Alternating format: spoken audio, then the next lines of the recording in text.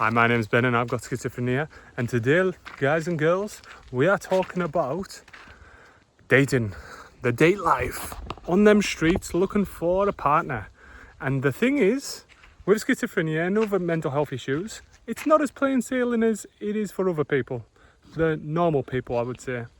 But you know what I mean? Like, it's got its complications, and with schizophrenia having such a bad rep, especially like serial killers and stuff like that in the news and the media, which they portray everyone to be a crazy lunatic running around killing folk when it's just not the case. It gives people who don't have the insight and the knowledge, you can understand why people are scared, because it's been fear-mongering. But in reality, I don't think it's that hard, that difficult. I say that, but I basically had a diagnosis when I was 30. So then really, I was like got in a relationship after that. And yeah, I've never had an issue, but I've stayed with that person for the full time. So, and I didn't, but the thing is, I didn't go out on the first date and say, look, this is this. Like, I don't think that's a wise idea. I think if they ask you, 100% tell the truth.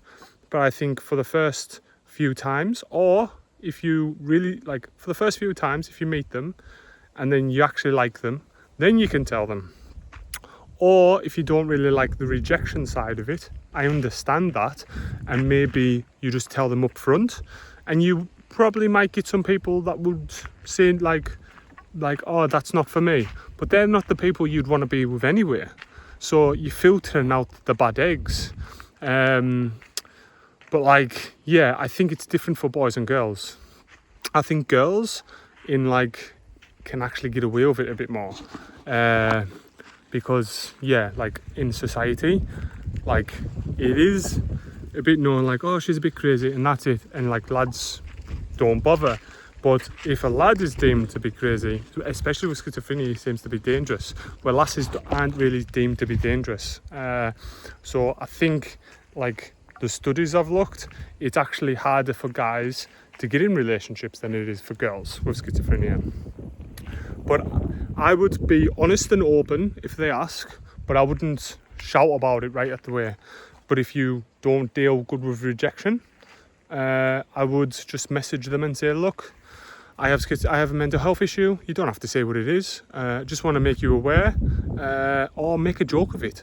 Just be like, yeah, there's going to be 3 of us talking because I've got schizophrenia or something like that. You know what I mean? But like, you don't have to. You don't have to go on the date and like them, tell them, and have that disappointment. You can just tell them up front. But you most likely, some people won't like that, but they're not the people for you. I'm not really that bothered about being in a relationship. Like, at the minute, I'm currently going through a bit of a breakup, and it's a delicate subject, but I'm going to tell you. The girl I've been with for the past 3-4 years, she kind of wants kids, and I'm not that keen on kids right at this minute in my life. I don't want them to go through the same things I've gone through, and for that reason, I approached it, and because I know she's like low 30s, but girls have got to get this shit in order. Do you know what I mean? They can't really mess around with the time after the 30s. So they've got to find a guy, make sure that they're good, and then have kids with them. And for me, I just don't want kids in the next few years unless things dramatically change for us. And I don't think that's fair to keep the girl I'm with on. So we've mutually it was me that initiated it, and I just said, look, you're not getting any younger, let's be honest.